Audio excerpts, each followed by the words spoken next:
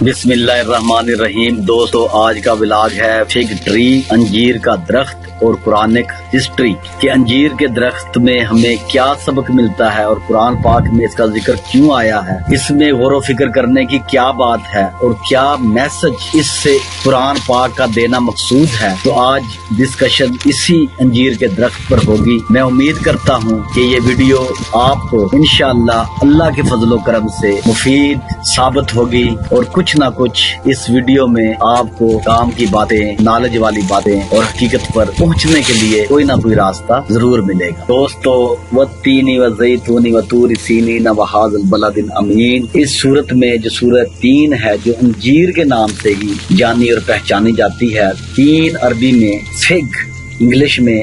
اور اردو میں انجیر، تو اس صورت میں یہ لفظ استعمال ہوا ہے۔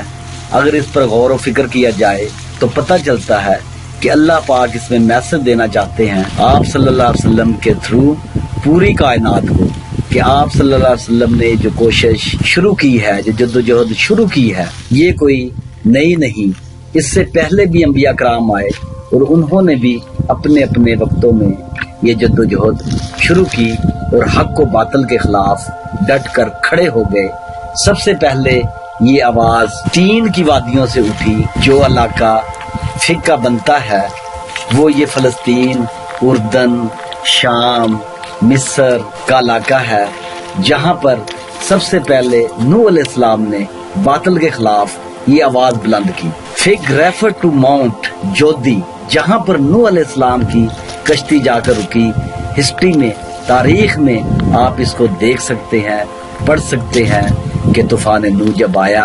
اور اس کے بعد اللہ تعالیٰ نے جب نوح علیہ السلام کو محفوظ کیا اور جو ان کے ماننے والے تھے ان کو بچایا، اور جب وہ سیلاب پانی رکا تو وہ کشتی کہاں جا کر رکتی ہے؟ وہ کشتی جودی پہاڑ کے اوپر جا کے رکتی ہے، اور وہاں پر آپ لوگ دیکھ سکتے ہیں، تاریخ شاہد ہے کہ 3 کے درخت ہے، اس زیتون کے درخت ہے، اس انجیر کے درخت ہیں، اور جس پہاڑ پر موسیٰ علیہ السلام سے اللہ پاک مخاطب ہوئے، وہ شجر مبارکہ جو ہے وہ بھی تاریخ میں بھی لکھا ہوا ہے، وہ زیتون کا درخت تھا جس سے آواز آئی اور اللہ پاک نے موسیٰ علیہ السلام سے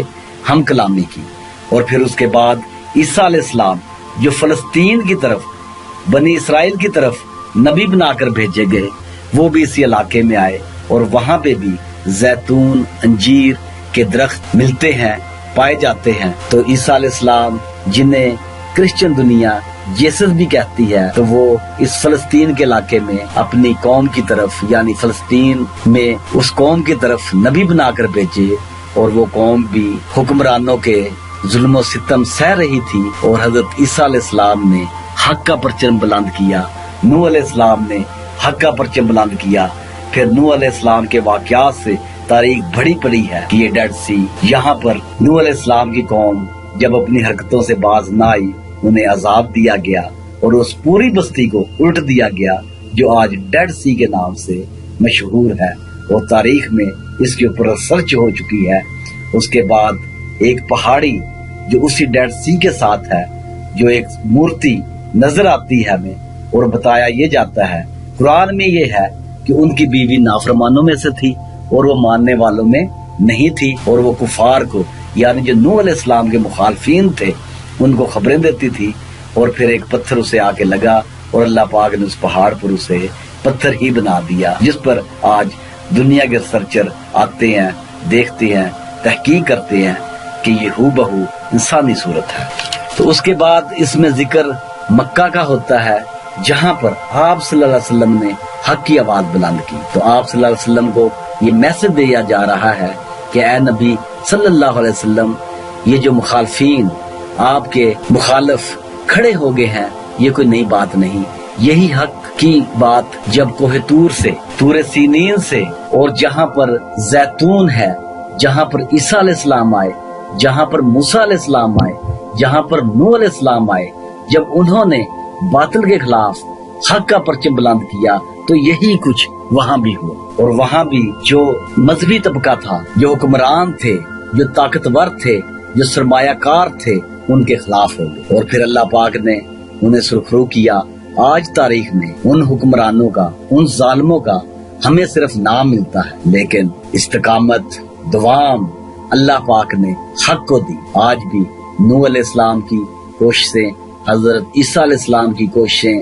حضرت موسیٰ علیہ السلام کی کوششیں، اور پھر بعد میں آپ صلی اللہ علیہ وسلم کا جو دین پوری کائنات پر محیط ہے، جو پوری دنیا کے لیے آپ صلی اللہ علیہ وسلم کو رحمت بنا کر بھیجا۔ اللہ پاک قرآن پاک میں فرماتے ہیں وَمَا أَرْسَلْنَاكَ إِلَّا رَحْمَةً لِلْعَالَمِينَ، اے محمد صلی اللہ علیہ وسلم، ہم نے آپ کو پوری کائنات کے لیے رحمت بنا کر بھیجا ہے، اور قیامت تک کے لیے اللہ پاک نے اس دین اسلام کو نافذ کیا، اسی کو پسند کیا۔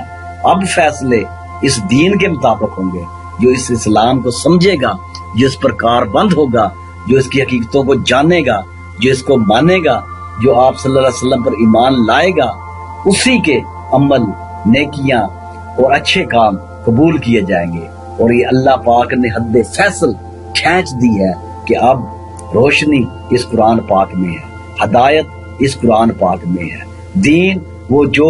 آپ صلی اللہ علیہ وسلم لے کر آئے وہ ہے۔ اس سے پہلے کے جو دین ان میں ترمیم ہو چکی ہے، رد و بدل ہو چکی ہے۔ تاریخ میں ان نبیوں کے واقعات ملتے ہیں، تفصیل سے ملتے ہیں، قرآن پاک میں نبیوں کے واقعات ملتے ہیں، ان کی کوشش، ان کی جد و جہد ملتی ہے، اور اللہ پاک نے ان کی کوششوں کو قبول کیا اور انہیں سرفراز کیا، ان کے درجات بلند کیے، اور انہیں وہ اعلیٰ مقام عطا کیا کہ آج دنیا حضرت نوح علیہ السلام، حضرت موسیٰ علیہ السلام، حضرت عیسیٰ علیہ السلام اور آپ صلی اللہ علیہ وسلم کے لائے ہوئے دین کو، سچائی کو ماننے پر مجبور ہے۔ اور جتنی بھی ریسرچ ہو چکی ہے، جتنے بھی تاریخ کی ورگردانی ہو چکی ہے، تو آپ کو وہ ساری باتیں جو ان نبیوں نے آ کر کہی، اپنی قوم کو سمجھایا، وہ حقیقت پر مبنی ہے، اور دنیا کو یہ تسلیم کرنا پڑتا ہے کہ وہ نبی اس دنیا میں لوگوں کی رہنمائی کے لیے آئے، ان کی فلاح بہبود کے لیے آئے، انہیں طاقتوروں سے، ظلم سے نکالنے کے لیے آئے، اور انہوں نے اس انسانیت کے لیے جو خدمات انجام دی وہ اپنی ایک نمایاں حیثیت رکھتی ہیں۔ دوستو، اس انجیر کے درخت میں ہمیں یہ بھی میسج ملتا ہے جب اس پر غور و خوض کیا جائے کہ انقلابی سرگرمیاں تین کی پہاڑیوں پر سے شروع ہوئی جو نوح علیہ السلام نے کی، جو فلسطین کی طرف علاقہ بنتا ہے۔ آج بھی فلسطین میں فاختہ کے منہ میں انجیر کا پتا امن کا سیمبل بنا ہوا ہے۔ موسیٰ علیہ السلام تین کی پہاڑیوں میں دعوت اسلام لے کر آئے تو اللہ پاک یہی میسج دیتے ہیں کہ پوچھو تین کی پہاڑیوں سے، پوچھو نوح علیہ السلام جس علاقے میں آئے اس علاقے سے۔ اللہ پاک نے اس میں تین کی قسم نہیں کھائی، انجیر کی قسم نہیں کھائی، بلکہ ہمیں میسج یہ دیا ہے کہ کن کن مشکلات سے میرے نبی گزرے اور کس طرح سے انہوں نے اپنے فرض کو سر انجام دیا اور کس طرح انقلابی سرگرمیاں برپا کی۔ یہ حقیقتیں ہیں، تین کی پہاڑیاں یہ حقیقتیں بنی ہوئی ہیں، طور کی چوٹیاں یہ حقیقتیں بنی ہوئی ہیں، حق و باطل کا یہ ٹکراؤ حقیقت بنا ہوا ہے جو پہلے دن سے چلا آ رہا ہے۔ ان کی کڑیوں کے بعد اب مکہ کا ذکر ہوتا ہے قرآن پاک میں کہ وہی مکہ جہاں پر آپ صلی اللہ علیہ وسلم تشریف لائے، جس نے انسانوں کے لیے امن کا گہوارہ بننا تھا، آپ صلی اللہ علیہ وسلم کے سامنے بھی مشکلات کھڑی کر دی گئی، آپ صلی اللہ علیہ وسلم کو بھی مشکلات سے گزرنا پڑا۔ جو آپ صلی اللہ علیہ وسلم انسانیت کی رہنمائی کے لیے آئے تھے، اس سے پہلے اگر عربوں کی تاریخ آپ سٹڈی کریں، پڑھیں، تو انسانوں کو کیڑے مکوڑوں کی طرح سمجھا جاتا تھا، ان کا نام تاریخ میں نہیں ملتا، اور نہ ہی ان ظالموں کا کوئی اتا پتا۔ ایک سلسلہ جو ازل سے ابد تک چلتا آ رہا ہے، وہ طاغوتی طاقتیں جو انسانوں کے راستے میں رکاوٹ بنی ہوئی ہیں، ان میں زیادہ تر طبقہ ہر زمانے کے حکمران، مذہبی پیشوا اور سرمایہ کار ملیں گے، جن کے نام بھی ہیں اور کچھ کے نام ہمیں تاریخ میں نہیں ملتے۔ یہ ساری داستانیں ہمیں کیا بتا رہی ہیں؟ دوستو، ان پر غور کرو کہ اللہ تعالیٰ فرماتے ہیں کہ ہم نے انسان کو اس انداز میں پیدا کیا کہ وہ کائنات کی سب سے بہترین مخلوق ہے۔ ہم نے اسے ہر قسم کی صلاحیت دی تاکہ وہ اپنی صلاحیت کو برے کار لائے اور اس دنیا میں اچھے کام کرے، لیکن طاغوتی طاقتیں ان اچھے انسانوں کے راستے میں رکاوٹ بن کر کھڑی ہو جاتی ہیں اور کوئی بھی کام اچھے طریقے سے نہیں ہونے دیتی۔ کسی انسان کو یہ حق نہیں کہ وہ دوسروں کو اپنا غلام بنائے، کسی کی حق تلفی کرے، ظلم کرے، زیادتی کرے۔ قرآن کی روح سے اللہ پاک نے تمام انسانوں کو یکساں اور برابر کی سطح پر پیدا کیا۔ ہمارا بھی یہی فرض بنتا ہے اور یہی میسج اس دین کے شجر میں پوشیدہ ہے کہ ہم حق کا ساتھ دیں، کبھی باطل کا ساتھ نہ دیں، ہمیشہ حق پر رہیں اور حق بات اور حق کا ساتھ دینے کی اللہ پاک ہمیں ہمت عطا فرمائے۔ اور میری آپ سے یہی گزارش ہے کہ آپ اس قرآن پاک کو سمجھیں، اس پر غور کریں، تاکہ آپ اپنے لیے اور اس دنیا کے لیے اور آنے والی نسلوں کے لیے مفید ثابت ہوں۔ دوستو، یہ تھا آج کا ولاگ۔ اللہ پاک سے یہی دعا ہے کہ اللہ پاک مجھے اور آپ لوگوں کو اپنے حفظ و امان میں رکھے، آمین۔